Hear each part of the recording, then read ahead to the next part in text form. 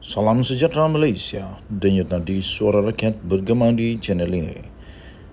Jangan lupa tekan butang subscribe, like dan share. Malaysia kita punya, cintai Malaysiaku, kita jaga kita.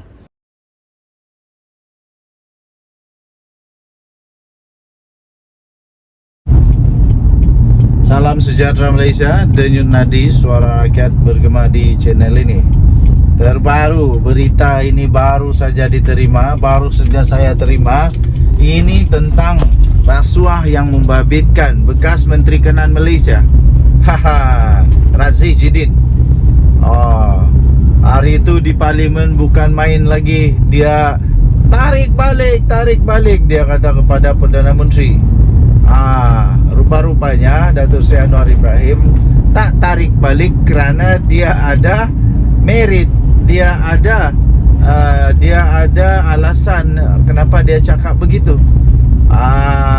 Razzie Jidin dah tahu sekarang ni tinggi atau rendahnya langit biru, besarkah kecilnya dunia ini. Kesian dia, dah kantoi sekarang ini. Dan harap-harap dia tak buat salah apa-apalah. Kalau dia buat salah, habislah. Dia adalah orang keberapa di dalam Bersatu PPBM dalam Perikatan Nasional yang didakwa menyalahguna kuasa, rasuah dan macam-macam lagi lah pertuduhan. Aduh, kesian. Penjelasan SPRM, bukti siasatan berkaitan Razzie Jidin bukan rekaan. 27 September 2023 daripada Sahabuddin Hussein, sahabuddin.com.net. SPRM akhirnya tampil menjelaskan bahawa siasatan pihaknya ke atas projek percetakan buku bernilai 80 juta ringgit Malaysia yang dikaitkan dengan bekas Menteri Pendidikan Razzie Jidin sebenarnya telah bermula sejak kira-kira sebulan lalu, iaitu pada Ogos lagi. Serentak dengan itu, Ketua Pesuruhjaya SPRM Azam Baki menafikan siasatan kes tersebut berikutan adanya arahan daripada pihak atasan dalam kerajaan.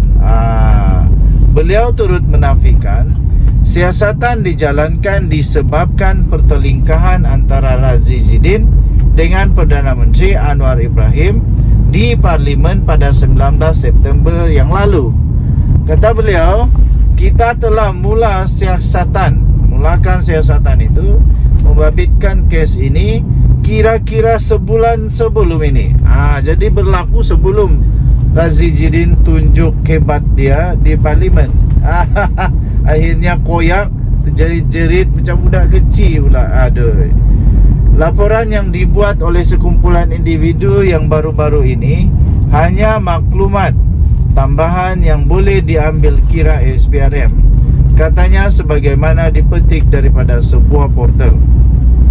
Setakat ini 5 saksi telah diambil keterangan oleh SPRM bagi membantu siasatan berhubung projek percetakan buku itu. Semua keterangan saksi telah diambil keterangan oleh SPRM. Semua keterangan saksi itu diambil selepas 2 individu termasuk bekas setiausaha politik Razzie Jidin yang ditahan oleh SPRM pada 22 September yang lalu. Selain Razzie sendiri dijangka akan dipanggil oleh SPRM dalam masa terdekat ini untuk membantu siasatan. Beliau dalam satu sidang medianya juga menyebut siasatan berkaitan dengan kes tersebut adalah berikutan kejadian itu di Parlimen pada 19 September yang lalu. Banyak pihak pro Perikatan Nasional, pro PN, tidak terkecuali turut beranggapan yang sama, iaitu siasatan tersebut adalah kononnya hanya untuk tindak balas Anwar terhadap Razzie Jidin selepas kedua-duanya bertelingkah di Parlimen. Tetapi dengan penjelasan SPRM bahawa siasatan sebenarnya telah bermula sejak Ogos lagi, bermakna segala tomahan dan fitnah yang disebarkan selama ini adalah tidak benar sama sekali. Kalau ikut logik pun, memang tohmah dan fitnah yang cuba mengaitkan siasatan SPRM itu sebagai misi balas dendam atas insiden di Parlimen, sesuatu yang tidak masuk akal langsung untuk difikirkan. Ini kerana penahanan bekas setiausaha politik Razi Jidin itu bersama seorang lagi ahli perniagaan dilakukan SPRM pada 22 September. Manakala insiden pertelingkahan Razi Jidin dengan Anwar berlaku 3 hari sebelum itu, iaitu pada 19 September. Di mana logiknya? Aduh, mana logiknya? Dalam tempoh hanya 3 hari saja boleh dicipta atau direka sesuatu kes terhadap Razi Jidin. Aduh, sudah tentu sebab utamanya ialah kes itu memang sudah ada dan sedang dalam siasatan SPRM.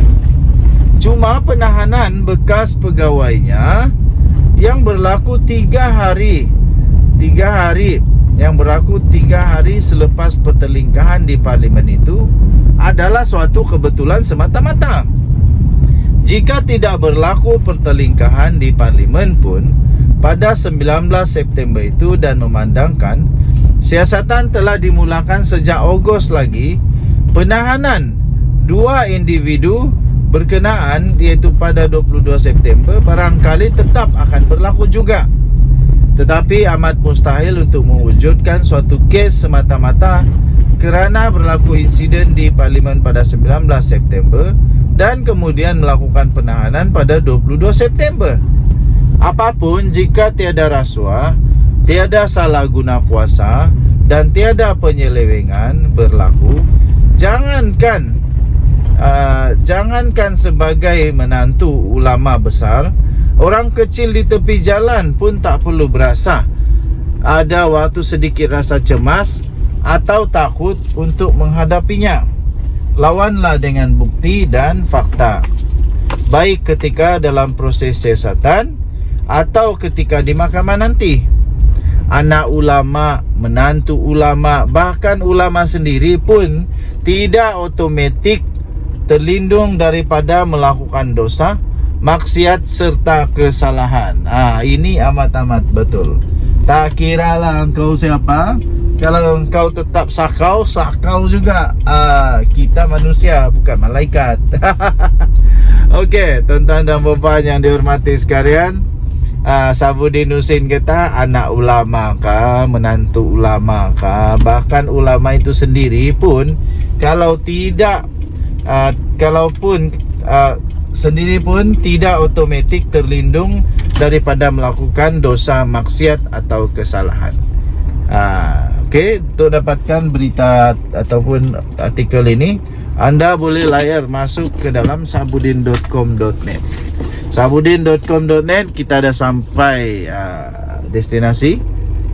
Dan anda boleh tengok di sabuddin.com.net 27 September lalu penjelasan SPRM bukti siasatan berkaitan Razi Jidin bukan rekaan. Kita jumpa lagi. Bye bye.